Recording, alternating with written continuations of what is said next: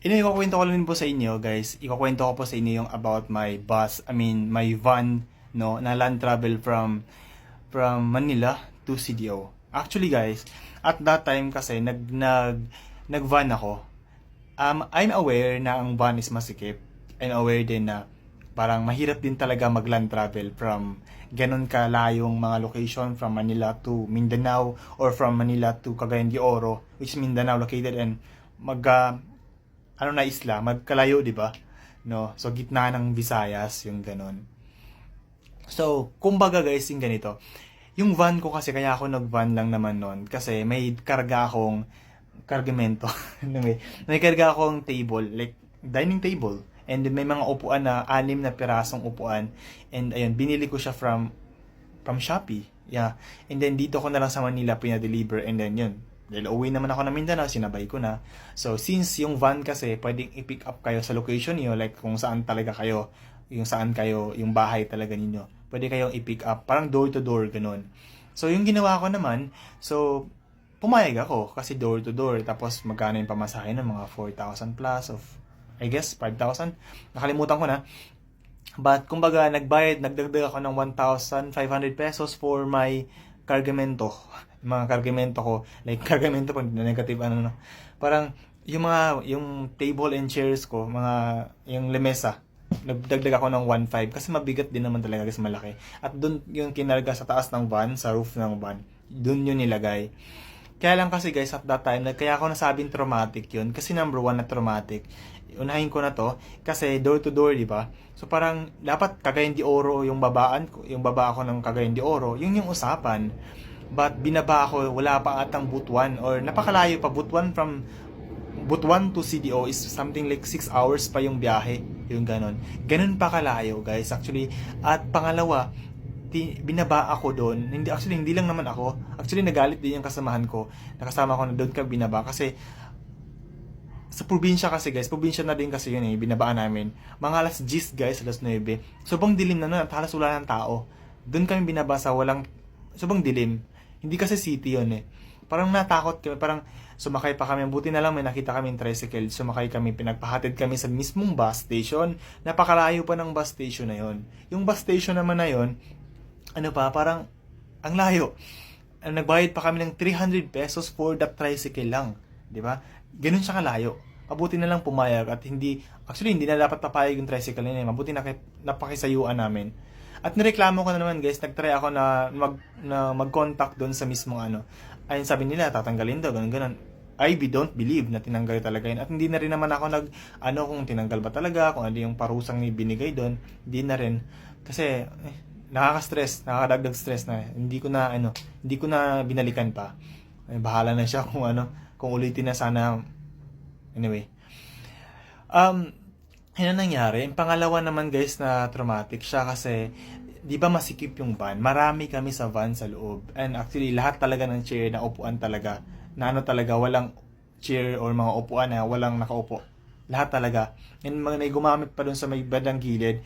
Siya ng DIY na upuan para lang makaupo yung tao na yun. Ganun kasikip. At may yung ibang tao, iba't iba yung sizes, di ba? May mga matataba, ganun. May mga iba mataba. Yung katabi ko, yung mama na sobrang taba niya, ganun. And then, madami pang dala, may mga nakasisik sa paanan namin, may mga pa nila nagamit, yung ganun kasikip. At bawal din palang magdala ng manok, mga animals, no, parang chine-check na may mga checkpoint ganun. So ginawa ng driver, sa driver ata yung manok na yun, nilagay kasi sa bandang likod ako, dun siniksik sa amin. So parang ako ko yung manok, parang ang baho ng manok, yung dumi ng manok. Hindi parang nahulugan pa yung pantalon ko ng ang tawag sa Tagalog nun. Ayun yung ng manok, yung dumi ng manok. Yung ganon. Umiikot-ikot sa van yung amoy dahil sa dumi nga ng manok. Ayun, parang ganon siya. Napakasikip, hindi mo maigalaw yung paa mo. Parang pag hinto ka, lalabas ka na lang. Parang gusto mong lumabas minsan pag uminto yung van, pero hindi kasi ang dami nakaharang. Yung iba na kasabi mo, dino kasi ako sa gilid, natutulog, nahiya rin akong gisingin, yung ganon. So, kumbaga to make it short, traumatic.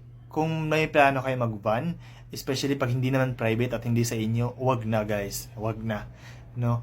At kung may plano talaga kayo, no, kasi susunduin ka sa inyo, siguro request nyo sa front seat kayo. Mas okay na lang siguro yun.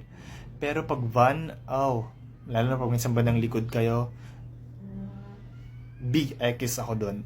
Pero pag bus, guys, kung gusto niyo talaga ng land travel at nag-enjoy kayo, for me, kasi yun talaga yun, nag-enjoy talaga ako sa land travel. Pero I think yun na yung last, at least na-experience ko sa buhay ko na mag-land travel at na-experience ko yung mga yun.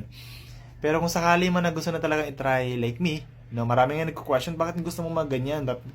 Hindi ka na lang mag-airplane, ba't hindi ka na magbarko? Kasi ako, kasi paulit-ulit na rin naman kasi ako mag-airplane, nagbarko, parang nag-isawa ako. Gusto ko din, nag-enjoy kasi talaga ako makakita ng iba't ibang lugar, makapunta, ganun. Kaya parang iniikot mo na din yung Pilipinas, kumbaga, yun yung feeling ko.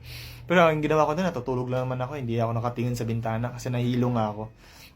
Pero ayun, yun na sa akin, magbiyahe kayo ng ganun kalayo from Manila to Mindanao. Magbaon talaga kayo ng mga plastic, pang sukahan ninyo, yung mga Bonamin, yung pwedeng inumin pang pag sumakit yung tiyan ninyo, pag nasusuka kayo. Yun, big ano talaga yan, laking tulong nun guys, no? Kasi hindi naman sasabi kung mahilo ba kayo. I'm sure mahilo kayo. Ako guys, sanay na sanay ako sa biyahe. Hindi man sa ano, pero nahilo pa rin ako. Yung tiyan ko pa rin, no? Parang ano. Basta yun na yan, alam nyo na yun. Ayun, yung mga naging experience ko. So, hindi siya advisable. At isa pa, magastos din talagang mag-land travel. Actually, kung sa airplane, makakamura ka naman eh. May mga makabili ka ng ticket na wala pang 2,000 pesos. Lalo na pag malayo pa lang, kukuha ka na ng ticket mo. Diba? Ang maganda lang naman din kasi talaga sa van o sa bus kasi hindi nagbabago yung presyo kahit na malayo ka pa. Kaya ako nga nun, at that hour or at that oras talaga na yun, at that day, doon ako bumili ng ticket. Same lang naman. Walang hindi, 'di ba sa aeroplano mas mahal kung mas malapit, 'di ba? O mas malapit yung date. 'Di ba? Mas makakatipid ka kung malayo pa lang kumuha ka na ng advance ticket ganun pa. Same lang din sa barko. Sa bus o sa van o sa bus, hindi siya ganun. Mas makakatipid ka pa rin. Pero kung overall, kung naging ano ka lang, nag-advance booking ka ng ticket mo, mas makakatipid ka pa kasi doon ka talaga ano sa mga pamasahe, yung ganun. Di ka rin na ano na parang hindi ako gagastos kasi hihintuan ini mga pasalubungan, yung ganun. So, napaka ano, di ba? Magastos talaga pag ano pag land travel. Yun yung literal na ano. Na akala mo lang nakakatipid ka kasi oy, ngayon pa ako bumili ng ticket pero yung nagastos ko lang kasi 'di ba pag nasa ano ka, pag nasa eroplano barko ka, pag at that time or oras talaga ngayon ka pa bumili ng ticket, tas ngayon lang din yung biyahe mo, umaabot pa minsan ng mga 10,000 yan, di ba? 7,000. Pero pag van or bus ka, same lang yung ticket. But dun ka babawiin at dun ka ano yun sa, sa mga pagkain, yung ganun. Kung magbabaon ka ng kanin, pwede, lagyan mo lang ng suka. Hindi mapapanis yun kahit ilang araw pa yung suka. Lagay mo yung kanin mo ng suka. I mean, pag saing mo, isabay mo sa tubig yung suka. Ano yan, legit yan, search yan sa online, sa internet. Magbaon kayo ng matatagal mapanis na mga ulam, pwede yun. Baon kayo ng tubig, pwede. Pero, ako kasi nun, butas yung bulsa ko na. And then, nanghina pa talaga ako. Sobrang nanghina ako talaga guys. Kaya sabi ko, this is my last time talaga na gagawin. Even I love traveling, but hindi ko na ulitin yung mga ginawa ko nung nakaraan. Yun lang naman sa akin ngayon guys, and I hope na may natutunan kayo dun kasi I wanna share lang sa experience ko na yun. So, yeah.